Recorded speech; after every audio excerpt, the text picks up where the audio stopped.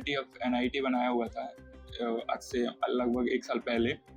तो उस वीडियोस को काफ़ी लोगों ने प्यार दिया और काफ़ी लोगों ने सपोर्ट किया। तो उससे लोगों को काफ़ी क्वेश्चंस राइज हुए हैं कि कॉलेज कैसा है, कॉलेज कैंपस कैसा है, इन्वायरमेंट कैसा है। तो इस वीडियो में वही क्लियरिफाई करेंगे, हर एक क्वेश्चंस का जवाब देंगे, मतलब जो भी है कि कॉलेज कैंपस कैसा है, इन्वायरमेंट कैसा है, या फिर उसमें कैसी पढ़ाई हो रही है, कंपनियाँ आती हैं कि नहीं आती हैं। तो पहले हम लोग आते हैं कॉलेज इन्वायरमेंट पे। तो पहली बात कि हम फर्स्ट ईयर में आए थे तो कॉलेज में लंच तक क्या किया जाता था कि उसमें ताला बंद कर दिया जाता था। मतलब कि समझ लो कि स्कूल से भी खतरनाक वहाँ पे कंडीशन थी कि बाहर नहीं जाने दिया जाता था। और अगर आप लोग इस कॉलेज में आ रहे हैं पढ़ने के लिए तो पढ़ाई एक नंबर है, पढ़ाई में कोई दिक्कत नहीं होगा।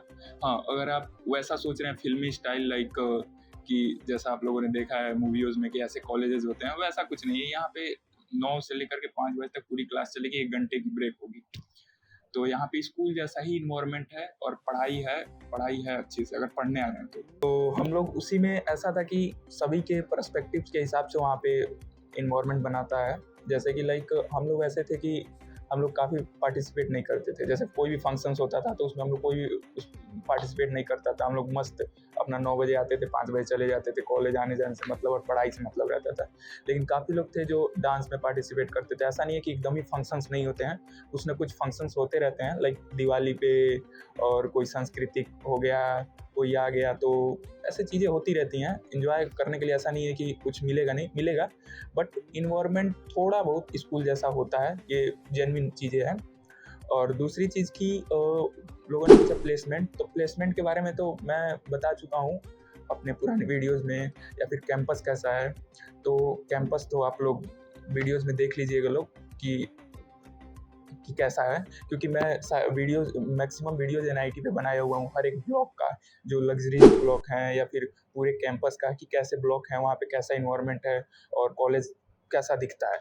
तो उसका तो आप लोग वीडियो पे जाके ही देख सकते हैं। और कॉलेज में हमारे जो नई चीज़ें हैं जो अब तक और लोग भी एक्सप्लोर नहीं कर पाए हैं, like VR, AR VR room, तो वो सारी चीज़ें, मैं सारी चीज़ें, लाइब्रेरीज, हर एक चीज़ दिखाया हूँ। तो आप लोग वहीं पे कॉलेज में जाके जो एडमिशन करवाना चाहते हैं वो वहाँ पे जाके देख सकते हैं। लेकिन अब रही बात कुछ यूजर्स की जो क्वेश्चंस राइज किए हुए हैं कि कैसा है क्या नहीं। हाँ जी, तो अब आगे सवाल रहा कि जो इंस्टाग्राम पे या फिर काफ़ी कमेंट बॉक्स में लोगों ने क्वेश्चंस पूछ रखे हैं, लड़कों ने लड़कियों ने, कि कैसा है, मेरे को एडमिशन लेना है इसमें। तो बात ऐसी है कि अगर आप लोग पढ़ने आ रहे हो तो 100% इसमें एडमिशन लो, क्योंकि ग्रेटर नोएडा में इससे बढ़िया कॉलेज और जेल वजह से बढ़िया कॉलेज कोई नहीं है, केवल पढ़ने के पर्पज़ से। अगर आप चाहते हैं कॉलेज लाइफ जीना और कॉलेज जैसे आप मूवियों में देखते हैं, तो आप जाइए गलगोटिया यूनिवर्सिटी में, वहाँ पे कुछ नहीं होता। वहाँ पे तो क्या बोलते हैं, बायोलॉजी वालों को BCA करा दिया जाता है, BTech करा दिया जाता है। तो प्रेफरेंस यही रहेगा कि यहाँ पे आइए इस कॉलेज में और लीजिए एडमिशन, अगर पढ़ने आना है तो। और दूसरी चीज़ कि कुछ लोगों ने ऐसा कर रखा है कि इसमें फेक नहीं ना है, सारी चीज़ें फेक दिखाई जाती हैं।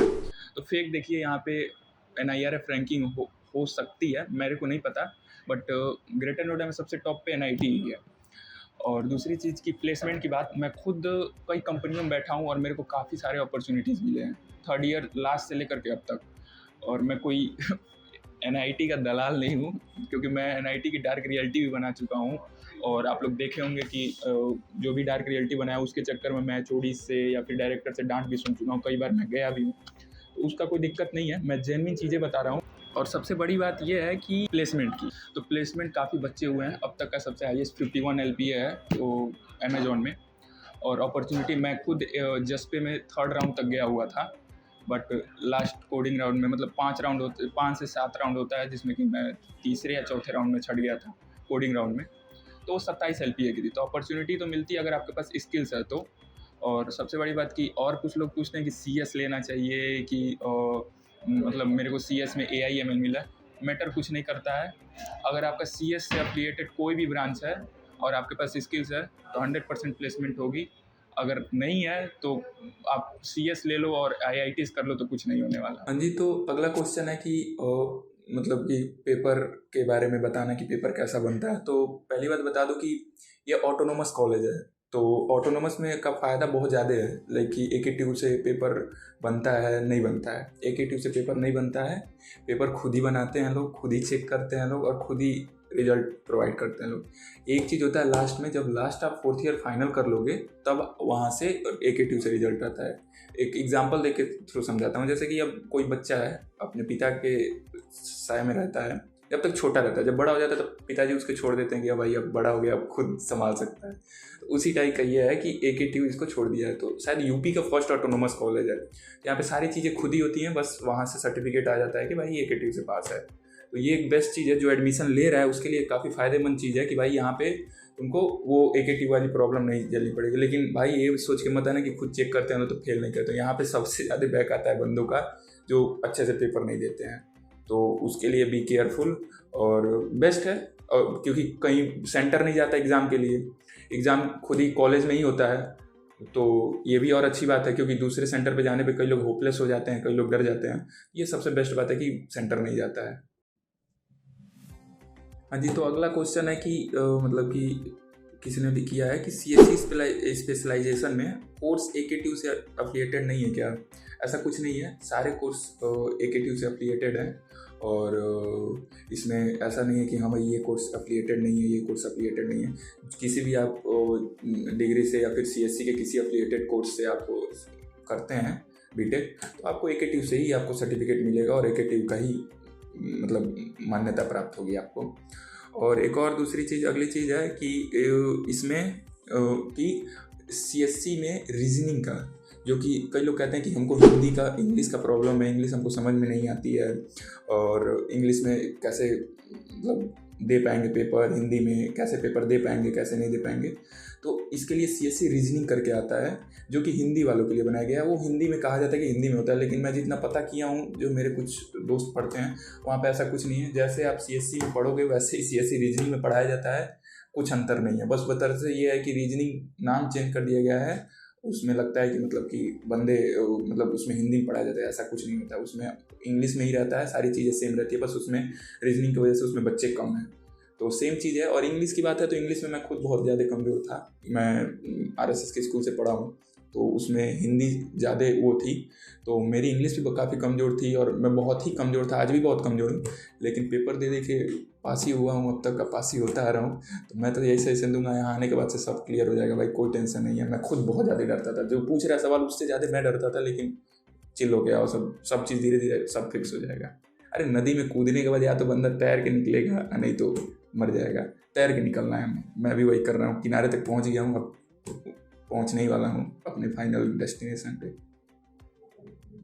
हाँ जी, तो अगला क्वेश्चन ये है कि भाई है, हेलो भैया, आपको यूट्यूब चैनल पे आपको ID मिला है जो भी है, और इसने कहा है कि 30 से 35 बार कॉलेज वालों को कॉल किया है, जो कॉल नहीं उठाया है। और ये पूछ रहा है कि बीटेक CSE MIL की फ़ीस कितनी है। भाई फीस यार देखो हर साल बढ़ता रहता है, और मेरे अकॉर्डिंग मैं जितना जानता हूँ, और फीस के बारे में मेरे को उतना आइडिया नहीं है, ये तो आपको वहीं से पता करना पड़ेगा। मैं जो पढ़ा हूँ, जो मैं अनुभव किया हूँ, उस चीज़ के बारे में मैं बता सकता हूँ। फीस के बारे में मेरे को कोई उतना आइडिया नहीं है। और रही बात, कुछ लोग पूछते हैं कि यूपी वालों को स्कॉलरशिप मिलता है कि नहीं, कितना मिलता है, तो भाई मेरे को आइडिया नहीं है, क्योंकि मैंने कभी स्कॉलरशिप के लिए अप्लाई नहीं किया है। लेकिन जितने लोगों को मिला था भाई 80,000, मतलब कि 60, 70 या 80% तक मिल जाता है। और इसके अलावा तो मेरे को उसके बारे में कुछ आइडिया नहीं है। ये अगर आप लोग कहोगे तो मैं इस पे डेडिकेटेड वीडियो जो जिसको मिला है उससे के थ्रू मैं बना सकता हूँ। तो ये था क्वेश्चन। और ओवरऑल रिव्यू बताया जाए तो कुछ लोग पूछ रहे हैं पैकेज, एवरेज पैकेज क्या है। तो एवरेज पैकेज 4-5 मिल जाता है अगर आपके पास स्किल्स है तो, यानी तो हाईएस्ट पैकेज तो कितना भी लग सकता है अगर कंपनी डिपेंड करती है। तो अभी हमारे में मीशो आई थी, फ्लिपकार्ट आई थी, जो कि 50-50, 60-60 लाख LPA का पैकेज दे रही थी। और आपको बता ही रखा है कि जो भी एफिलिएटेड जो ब्रांच हैं वो मैटर नहीं करते हैं, क्योंकि हमारे कॉलेज में सबसे हाईएस्ट पैकेज जो 51 LPA का लगा अमेजोन में, वो एक लड़की है जो AI BTech MTech branch integrated से थी, मतलब बीटेक प्लस एमटेक इंटीग्रेटेड से थी, जिसको में एक ही सेक्शन होता है, लेकिन फिर भी उसने कर दिया, मतलब क्रैक कर दिया। तो ब्रांच मैटर नहीं करता है, बस CSE कोर्स होना चाहिए। उसके बाद से आप जो भी कर रहे हैं, आपके स्किल्स पे मैटर करता है कि आप कितना क्या कर लेते हैं, तो वैसे प्लेसमेंट हो ही जाता है। और बाहर से अप्लाई करेंगे भी तो भी हो ही जाएगा। अगर स्किल्स है तो स्किल सबसे बड़ा मैटर करता है। और सबसे बड़ी बात यह है कि लास्ट जो मैं ख़त्म करना चाहूँगा कि सब लोग पूछते हैं कि कैसे पढ़ाई करनी है। पढ़ाई मेरे को कुछ आइडिया नहीं है क्योंकि मैं उतना पढ़ने वाला बंदा तो नहीं हूँ, लेकिन मैं सेमेस्टर के लिए तैयारी कभी स्टार्टिंग से नहीं किया हूँ। केवल फर्स्ट सेमेस्टर में किया था क्योंकि उस समय थोड़ा डर रहता है। उसके बाद से मैं एक रात पहले ही पढ़ता था सेमेस्टर के लिए।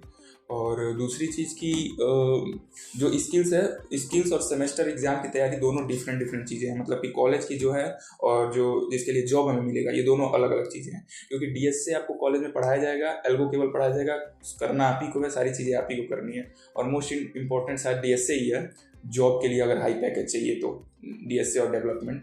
तो ये दोनों चीज़ें आपको खुद से ही करनी होगी। और मैं कहूँगा कि सेमेस्टर पर ना ज़्यादा फोकस करके 70% इनफ है, और ना फोकस करके आप लोग उस पर फोकस करिए, जॉब से रिलेटेड जो स्किल्स है उस पर फोकस करें।